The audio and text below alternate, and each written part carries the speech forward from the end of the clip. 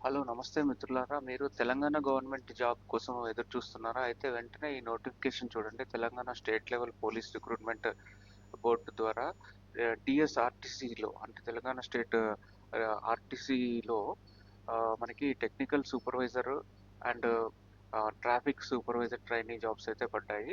So, ఇక్కడ మీరు screen మీద చూస్తున్నట్టుగా చూస్తే traffic supervisor trainee TST jobs వచ్చేసి 84 జాబ్స్ పడ్డాయి. మెకానికల్ సూపర్వైజర్ జాబ్స్ వచ్చేసి 114 జాబ్స్ పడ్డాయి. 2 కూడా తెలంగాణ స్టేట్ రోడ్ ట్రాన్స్‌పోర్టేషన్ కార్పొరేషన్‌లో ఉన్నాయన్నమాట. అంటే ఆర్టీసీలో. బట్ ఈ రిక్రూట్మెంట్ అయితే కూడా ఈ పోలీస్ రిక్రూట్మెంట్ వెబ్‌సైట్ ద్వారా చేస్తున్నారు. కాబట్టి ఇక్కడ మీరు ఈ వెబ్‌సైట్‌లోకి వెళ్ళినట్టయితే www.tgprb.in అనే వెబ్‌సైట్‌లో చూస్తే గిన ఈ అప్లికేషన్ ఆన్‌లైన్‌లో మనం అప్లై చేసుకోవచ్చు. ఎప్పుడైతే గిన ఈ 30వ తారీఖు డిసెంబర్ 30వ తారీఖు నుంచి జనవరి 20వ తారీఖు వరకు ఈ అప్లికేషన్ ఓపెన్ ఉంటుంది ఆన్‌లైన్‌లో అప్లై చేసుకోవడానికి. కాబట్టి ఇంకా వివరాల్లోకి వెళ్ళే ముందు మీరు ఒకసారి నా ఛానల్‌ని సబ్స్క్రైబ్ చేసుకుంటారని ఆశిస్తున్నాను. సో, ఇక చూస్తే వివరాల్లోకెళ్తే గిన మనకు ఇక్కడ ఈ ఈ సెకండ్ పేజ్ నంబర్ 2లో మనకి జోన్ వైస్‌గా ఈ వేకెన్సీస్ ఎలా ఉన్నాయన్నది ఇచ్చారు. సో, ఇక్కడ జోన్‌లో ప్రస్తుతం ఫస్ట్ అయితే ఈ ఈ టేబుల్ వచ్చేసి ఆహ్, ట్రాఫిక్ సూపర్వైజర్ ట్రైనీ జాబ్స్‌కి అంటే ఎనీ డిగ్రీ హోల్డర్స్‌కి. So, any degree holders can apply for this traffic supervisor trainee అంటే టీఎస్టీ. సో, ఇది జోన్ వైస్‌గా ఇచ్చారు. సో, మాక్సిమం జాబ్స్ వచ్చేసి జోన్ 6లో ఉన్నాయి ఆబ్వియస్‌గా చార్మినార్ జోన్‌లో. ఇవి ఎల్ఆర్ అంటే గిన లోకల్ లిమిటెడ్ రిక్రూట్మెంట్. డీఆర్ అంటే డైరెక్ట్ రిక్రూట్మెంట్. సో, అలాగే ఎక్స్‌టర్నల్ క్యాండిడేట్స్ అంటే బయట క్యాండిడేట్స్, డిపార్ట్‌మెంటల్ క్యాండిడేట్స్ అంటే ఆల్రెడీ డిపార్ట్‌మెంట్‌లో వర్క్ చేస్తున్న వాళ్ళకి. సో, ఆబ్వియస్‌గా ఆ జాబ్స్ అయితే తక్కువే ఉన్నాయి.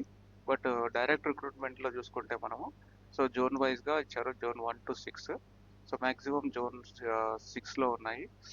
అలాగే తర్వాత జోన్ 3 భద్రాద్రి, రాజన్న జోన్‌లో ప్లస్ బాసరా జోన్‌లో కూడా పర్లేదు వేకెన్సీస్ బానే ఉన్నాయి. ఇవి టీఎస్టీ జాబ్స్ అంటే ఎనీ డిగ్రీ హోల్డర్స్. సో, అలానే సేమ్ ఆర్టీసీలోనే మెకానికల్ సూపర్వైజర్ ట్రైనింగ్ జాబ్స్ అయితే ఉన్నాయి. ఇవి చాలా ఇంపార్టెంట్. ఎందుకంటే diploma in automobile and mechanical వాళ్ళకి వర్తిస్తాయి ముఖ్యంగా. బట్ బీటెక్, బీఈ వాళ్ళు కూడా, ఏఎంఐ వాళ్ళు కూడా అప్లై చేసుకోవచ్చు. అది తర్వాత చూస్తాము. సో, ప్రస్తుతం ఏంటంటే ఇక్కడ ఈ వేకెన్సీస్ చూసుకుంటే డైరెక్ట్ రిక్రూట్మెంట్‌లో చార్మినార్ జోన్‌లో 19 ఉన్నాయి. జోన్ 2 బాసరాలో 12 ఉన్నాయి. జోన్ 3 రాజన్న జోన్‌లో 13 ఉన్నాయన్నమాట. సో, బేసిక్‌గా అంటే మొత్తం కలిపితే 68 ఉన్నాయి ఎక్స్‌టర్నల్ క్యాండిడేట్స్‌కి. సో, ఇంటర్నల్ క్యాండిడేట్స్ అవన్నీ కలుపుకుంటే లోకల్ క్యాండిడేట్స్ అన్నీ కలుపుకుంటే 114 వేకెన్సీస్ అయితే ఉన్నాయి. ఏది మెకానికల్ సూపర్వైజర్ ట్రైనీ జాబ్స్‌కి. సో, కాబట్టి ఇది అంటే మెకానికల్ డిప్లొమా హోల్డర్స్‌కి, ఇంజినీరింగ్ వాళ్ళకి మంచి ఆపర్చునిటీ అప్లై చేసుకోవడానికి. సో, నెక్స్ట్ పేజ్‌లో చూస్తే గనుక మనము అగైన్ మళ్ళీ బ్యాక్‌లాగ్ వేకెన్సీస్ కూడా కొన్నున్నాయి. సో, ఆ బ్యాక్‌లాగ్ వేకెన్సీస్ కూడా డిస్ట్రిబ్యూషన్ ఇచ్చారు జోన్ వైస్‌గా. సో, పేజ్ నంబర్ 4లో ఇస్తే గనుక జనరల్ ఇన్‌స్ట్రక్షన్స్ ఇచ్చారు. అంటే ఏమి చేయవచ్చు, చేయకూడదు, ఇలాంటివి అప్లై చేసే ముందు ఎలాంటి జాగ్రత్తలు తీసుకోవాలి, ఇలాంటివన్నీ కూడా ఇచ్చారు. అవి కూడా ఇంకా డీటెయిల్‌గా వెళ్దాము. పేజ్ నంబర్ 5లోకెళ్తే మీరు ఫీజు అంటే అప్లై చేసుకోవడానికి ఫీజు అంటే టీజీపీఆర్‌బీ వెబ్‌సైట్‌లోకెళ్ళినప్పుడు అప్లై చేసుకునేటప్పుడు ఈ అప్లికేషన్ ఫీజు ఉంటుంది కదా! సో, టీఎస్టీ జాబ్స్‌కైతే application fee SC, ST and local వాళ్ళకు 400 మిగతా వాళ్ళందరికీ 800 అనమాట. అదే మెకానికల్ సూపర్వైజర్ ట్రైనింగ్ జాబ్స్ కూడా same. Local candidates SC, ST వాళ్ళకి 400. అంటే మిగతా అందరు క్యాండిడేట్స్‌కి 800 రూపీస్ ఉంటుంది application fee. So, fee payment ఎలా చేయాలంటే ఈ పర్టిక్యులర్ వెబ్‌సైట్‌కెళ్ళాలి. టీజీపీఆర్‌బీ.ఇన్ అనే వెబ్‌సైట్‌లోకెళ్ళేసి మనము మన మొబైల్ నంబర్‌తో అది రిజిస్టర్ చేసుకొని తర్వాత మనము ఫీజు పే చేయొచ్చు. Credit card, debit card or net banking ద్వారా. ఆ తర్వాత మనకి పేమెంట్ అయినాక మనకి అప్లికేషన్ కంప్లీట్ చేసుకోవచ్చు. సో, ఇన్‌స్ట్రక్షన్స్ అంటే అప్లికేషన్ ఎలా ఫిల్ చేయాలి అనేది ఇలా ఇచ్చారు క్లియర్‌గా. సో, ఫస్ట్ అయితే మనము మొబైల్ నంబర్‌తో రిజిస్ట్రేషన్ చేసుకోవాలి. రిజిస్ట్రేషన్ చేసుకున్న తర్వాత ఏ పోస్ట్‌కైతే మనం అప్లై చేస్తున్నామో అంటే టీఎస్టీగా లేదా ఎంఎస్టీగా అది అప్లై చేస్తున్నామో చూసుకొని ఎలిజిబిలిటీ ప్రకారము మనము ఫీజు పే చేసేసి ఆ తర్వాత వెబ్‌సైట్‌లోకెళ్ళేసి అప్లికేషన్ ఫిల్ చేయాలి. అప్లికేషన్ అంటే మన name, father name, date of birth, age ఇంకా రిమైనింగ్ క్వాలిఫికేషన్స్ అవన్నీ కూడా అప్లికేషన్ ఫామ్‌లో మనకు డిస్‌ప్లే అవుతాయి. సో, అవన్నీ ఫిల్ చేసుకోవాలి. ఎందుకంటే వన్స్ ఫీజ్ పే చేసిన తర్వాత అప్లికేషన్ ఫామ్ ఓపెన్ అవుతుంది. ఆ ఫామ్‌లో మన డీటెయిల్స్ అన్నీ ఎంటర్ చేసేసి అడ్రెస్సు, పాస్‌పోర్ట్ నంబర్ ఇంకా రకరకాల డీటెయిల్స్ అన్నీ అడుగుతారు కదా! సో, అవన్నీ ఎంటర్ చేసి దాంతో పాటే మనకు స్కాన్ చేసిన కాపీస్ మన క్వాలిఫికేషన్ సో, మన స్కాన్ చేసిన పాస్‌పోర్ట్ సైజ్ ఫోటోగ్రాఫ్, అలాగే సిగ్నేచర్ ఇగో ఇక్కడ ఇచ్చారు చూడండి. సో, మన ఫోటోని స్కాన్ చేసి సిగ్నేచర్ పెట్టేసి అది కూడా అప్‌లోడ్ చేయాలన్నమాట అప్లికేషన్ ఫామ్‌లో. సో, ఆ తర్వాత సబ్మిట్ చేయాలి అప్లికేషన్స్. సో, ఆ తర్వాత ఇంకేంటంటే అప్లికేషన్ ప్రాపర్‌గా చేయకపోతే రిజెక్ట్ అవుతుంది. ఎందుకంటే సిగ్నేచర్ పెట్టకుండా ఓన్లీ ఫోటో అప్‌లోడ్ చేశారనుకోండి అది చెల్లదు. సో, మీరు ఫోటో అప్‌లోడ్ చేసేటప్పుడు కంపల్సరీగా సిగ్నేచర్ పెట్టి, ఆ తర్వాత దాన్ని స్కాన్ చేసి అప్పుడు మొత్తము ఫోటో విత్ సిగ్నేచర్ ఉండేటట్టుగా స్కాన్ చేసి అప్‌లోడ్ చేయాలి. సో, అది చాలా ఇంపార్టెంట్. లేదంటే మీ అప్లికేషన్ రిజెక్ట్ అయిపోతుంది. ఆ తర్వాత హ్మ్, అప్లై ఆన్‌లైన్ అనే బటన్ ఉంటుంది. సో, ఈ బటన్ ఉపయోగించి అప్లై చేసుకోవాలని చెప్పారు ఆల్రెడీ. సో, అది తర్వాత ఇదంతా ఫిల్ చేశాక మనము టర్మ్స్ అండ్ కండిషన్స్ అగ్రీ చేసుకోవాలి. మనకొక ఓటీపీ వస్తుంది. ఓటీపీ ద్వారా మనకు అక్కడ ఎంటర్ చేస్తే మన అప్లికేషన్ అయితే కంప్లీట్ అయిపోతుంది. తర్వాత మనకు హాల్ టికెట్ కూడా అక్కడి నుంచే డౌన్‌లోడ్ చేసుకోవచ్చు.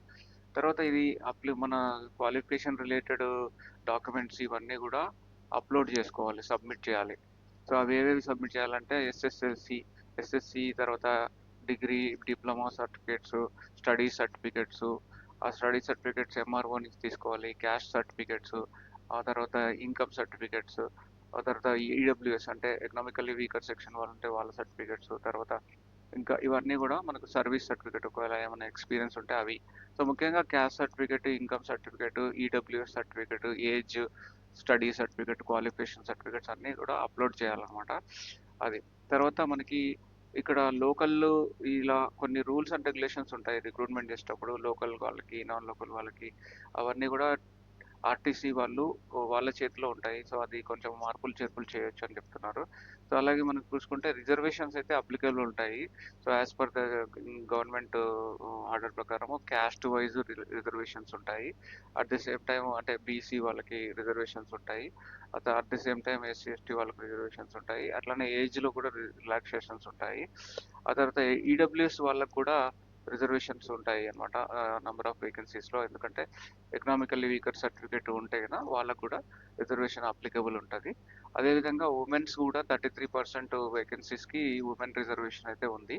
అది కూడా చెప్తున్నారు. తర్వాత సో, కాబట్టి మనం ఎలిజిబిలిటీ అనేది చూసుకొని అప్లై చేసుకోవాలని చెప్తున్నారు ఇక్కడ పేజ్ నంబర్ 10లో. సో, ఎలిజిబిలిటీ ఏంటంటే మనకు men and women are eligible for TST and mechanical ఇద్దరు కూడా 2 జాబ్స్‌కి ఎలిజిబుల్ ఉంటారు. ఏజ్ అయితే మాత్రం 18-25 ఇయర్సే ఉండాలి. బట్ ఆఫ్‌కోర్స్ కొంచెము రిలాక్సేషన్ ఉంటుంది. ఎవరికైతే బీసీ వాళ్ళకి వీళ్ళకి మనకి రిజర్వేషన్‌లో ఉంటుంది. ఏజ్‌లో 12 ఇయర్స్ వరకు కూడా రిలాక్సేషన్ ఉంటుంది. డిపెండింగ్ అపాన్ మన రిజర్వేషన్ ఎలిజిబిలిటీని బట్టి. సో, అలాగే ఎక్స్ సర్వీస్ మెన్ వాళ్ళకి కూడా రిజర్వేషన్ ఏజ్‌లో 3 ఇయర్స్ ఎగ్జంప్షన్ ఉంటుంది ఎక్స్ సర్వీస్ మెన్ వాళ్ళకి. ఎస్సీ, ఎస్టీ, బీసీ, ఈడబ్ల్యూఎస్ వాళ్ళకి 5 ఇయర్స్ వరకు రిలాక్సేషన్ ఉంటుంది. ఇది చాలా important. SC, ST, BC, EWC వాళ్ళకి 5 ఇయర్స్ వరకు ఏజ్ ఎగ్జంప్షన్ ఉంటుంది. అంటే అప్పర్ ఏజ్ లిమిట్ ఇక్కడ 25 ఇయర్స్ ఇచ్చారు కదా! 25+5 30 ఇయర్స్ వరకు కూడా మనం అప్లై చేసుకోవచ్చు ఈ కేటగిరీ వాళ్ళు. సో, అదే ఎక్స్ సర్వీస్ మెన్ వాళ్ళకి 3 ఇయర్స్ మాత్రమే ఇచ్చారు.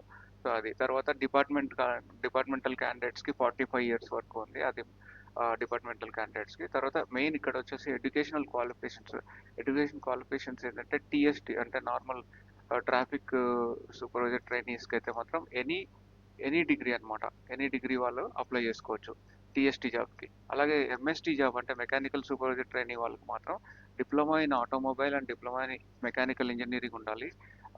తర్వాత లేదు అంటే బీటెక్, ఏఎంఐ వాళ్ళు కూడా అప్లై చేసుకోవచ్చు. If they are from automobile and mechanical engineering only వాళ్ళకి. సో, మెయిన్‌గా డిప్లొమా వాళ్ళకి మంచి ఆపర్చునిటీ సూపర్వైజర్ జాబ్ కాబట్టి.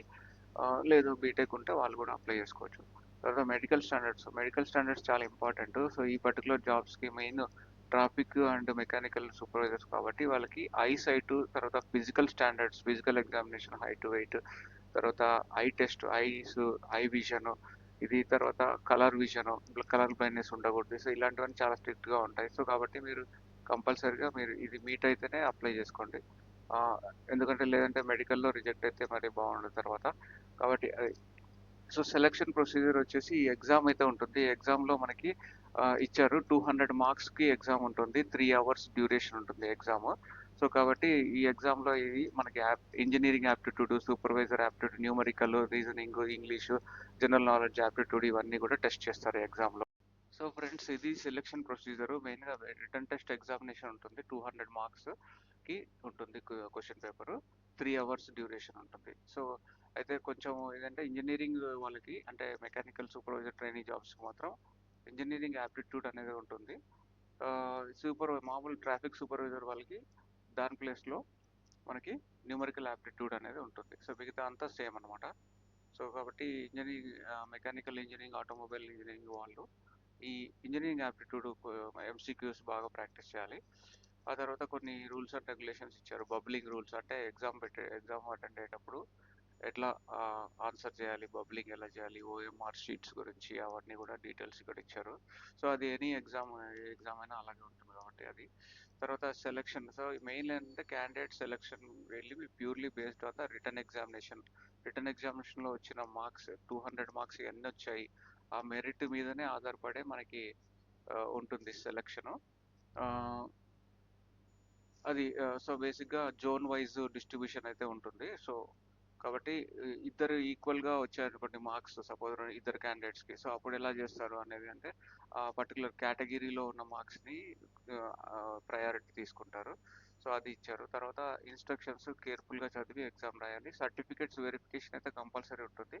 వాళ్ళు అన్ని ఒరిజినల్ డాక్యుమెంట్స్ అన్నీ ప్రొడ్యూస్ చేయాల్సి వస్తుంది ఫైనల్గా. అంటే సెలెక్షన్ అంతా అయిపోయిన తర్వాత వాళ్ళు రిక్రూట్మెంట్ అపాయింట్మెంట్ ఇచ్చే ముందు ఫస్ట్ ఒరిజినల్ డాక్యుమెంట్స్ అయితే కంపల్సరీగా వెరిఫై చేస్తారు. కాబట్టి మీరు ఏదైనా సరే ఉన్నది ఉన్నట్టు పెట్టండి అప్లికేషన్ సబ్మిట్ చేసేటప్పుడు. అది తర్వాత రిజర్వేషన్ టు లోకల్ క్యాండిడేట్స్కి రిజర్వేషన్ అనేది ఉంటుంది. సో జోన్ వైజ్గా ఇచ్చారు కాబట్టి కంటిన్యూస్ జోన్ 1, జోన్ 2, జోన్ 3లో ఏ రీజియన్స్ వస్తాయి అనేది ఇచ్చారు. సో అది చూసుకోండి. మీరు ఏ జోన్కి సంబంధిస్తారో ఆ జోన్ ప్రకారము మీకు ఎన్ని వేకెన్సీస్ ఉన్నాయో చూసుకొని అప్లై చేసుకోవచ్చు. ఆ తర్వాత బయోమెట్రిక్ ఆథెంటికేషన్ అయితే ఉంటుంది. తర్వాత వెరిఫికేషన్ ఉంటుంది అటెండెన్స్ అప్పుడు. సో ఏదైనా మనం ఫ్రాడ్స్ అవి ఇవి చేస్తే కంపల్సరీ ఇది డిస్క్వాలిఫికేషన్ అయితే అయిపోతారు ఎగ్జామ్లో. సో ఎగ్జామ్లో కానీ ఎగ్జామ్ అయిపోయిన తర్వాత కూడా ఒకవేళ ఫ్రాడ్ చేసినట్టు తెలిస్తే డిస్క్వాలిఫైడ్ అయిపోతారు అనమాట. సో అది తర్వాత మెయిన్ ఇక్కడ ఇంపార్టెంట్ అంటే ట్రైనింగ్ అండ్ స్టైఫండ్ అలవెన్స్ అని ఇది ఇంపార్టెంట్. మనకి ట్రైనింగ్ పీరియడ్లో శాలరీ మనకి ఇచ్చారు కదా స్టార్టింగ్లోనే, అప్ టు స్టైఫండ్ అయితే ఉంటుంది. 12 months స్టైఫండ్ ఉంటుంది. తర్వాత రెగ్యులర్ శాలరీ ఉంటుంది. కాకపోతే 5 years ట్రైనింగ్ అయిపోయిన తర్వాత 5 years బాండ్ అయితే సబ్మిట్ చేయాల్సి వస్తుంది. అది చాలా ఇంపార్టెంట్. సో 1 year ట్రైనింగ్ తర్వాత ఫాలోడ్ బై ఇంకా రెగ్యులర్ అయిపోతుంది 1 year తర్వాత. కాకపోతే 5 years వరకు ఇందులోనే జాబ్ చేస్తున్నట్టు మనం ఒక బాండ్ అయితే ఇవ్వాల్సి వస్తుంది. తర్వాత ఏదైనా విషయంలో టిఎస్ఎల్, పిఆర్బి వాళ్ళదే ఫైనల్ డెసిషను. సో కాబట్టి మన దగ్గర అన్ని సరిగ్గా ఉంటే నో ప్రాబ్లం. సో అది ఇచ్చారు ఇక్కడ. తర్వాత మనకి మెయిన్గా ఇక్కడ పేజ్ నెంబర్ 19లో ఈ జోన్ వైజ్గా డిస్ట్రిబ్యూషన్ ఇచ్చారు జాబ్స్. సో ట్రాఫిక్ సూపర్వైజరీ ట్రైనీకి జోన్ 1 to 6లో ఎన్ని జాబ్స్ ఉన్నాయి, జోన్ 1 to 6లో అలాగే ఎన్ని జాబ్స్ ఉన్నాయి. ఫర్ ఎగ్జాంపుల్ జోన్ 1 తీసుకుంటే ఓసీకి ఎన్ని జాబ్స్ ఉన్నాయి, ex service men, MSP, EWS, BCA, BCB, BCD, BC D, BCE, SC, ST ఇవన్నీ కలిపి each zone wise, each caste wise ఇచ్చారు ఈ టేబుల్లో. సో కాబట్టి చూసుకుంటే మళ్ళీ అగైన్ చార్మినార్ జోన్లో ఓసీ వాళ్ళకి 6 ఉన్నాయి, ఈడబ్ల్యూఎస్కి 2 ఉన్నాయి. సో బీసీస్ అన్ని కలిపి దాదాపుగా ఒక 6 ఉన్నాయి. సో ఎస్సీ ఎస్టీ వాళ్ళకి కలిపి 4 ఉన్నాయి. సో టోటల్గా 22 ఉన్నాయి అన్నమాట చార్మినార్ జోన్లో, అదే హైయెస్ట్. తర్వాత zone 3 Rajanna and Bhadradri zone 4లో 10 ఉన్నాయి. అట్లనే మనం కిందికి వస్తే కనుక ఇంకా మెకానికల్ సూపర్వైజర్ జాబ్స్ కూడా ఇచ్చారు. సేమ్ డిస్ట్రిబ్యూషను, అంటే ఏ జోన్లో ఎన్ని ఉన్నాయి అనేసి, ఏ జోన్లో ఏ క్యాస్ట్ వాళ్ళకి ఎన్ని ఉన్నాయి అనేది ఇచ్చారు. కాబట్టి ఇది చూసుకోవచ్చు. తర్వాత లాస్ట్లో ఏంటంటే ఫామ్స్ ఇచ్చారు, అంటే స్టడీ సర్టిఫికేట్ ఫామ్. సో ఈ పర్టికులర్ ఫార్మాట్లోనే మనం స్టడీ సర్టిఫికేట్ ప్రొడ్యూస్ చేయాలి. అలాగే క్యాస్ట్ సర్టిఫికేట్ కూడా ఫార్మాట్ ఇచ్చారు. సో అది కూడా చూసుకొని అదే ఫార్మాట్లో మన సర్వీస్ సర్టిఫికేట్ కూడా ఉంటే సర్వీస్ సర్టిఫికేట్ కూడా ఎక్స్ సర్వీస్ మెన్కి ముఖ్యంగా, సో వాళ్ళకి అదే ఫార్మాట్ ఇచ్చారు. సో ఇదండి ఈరోజు టీఎస్ఆర్టీసీలో trainees traffic supervisor jobs, at the same time mechanical supervisor జాబ్స్కి పడ్డ వేకెన్సీస్ టోటల్గా 198 ఉన్నాయి. శాలరీ రేంజ్ కూడా 27,000 టు 81,400 పే స్కేల్ ఇచ్చారు. సో ఈ పే స్కేల్ ప్రకారం ఎంత శాలరీ వస్తుందో మీరు చూసుకుంటే మంచి salary, decent salary to start with. So కాబట్టి తప్పనిసరిగా అప్లై చేసుకొని హ్యాపీగా లైఫ్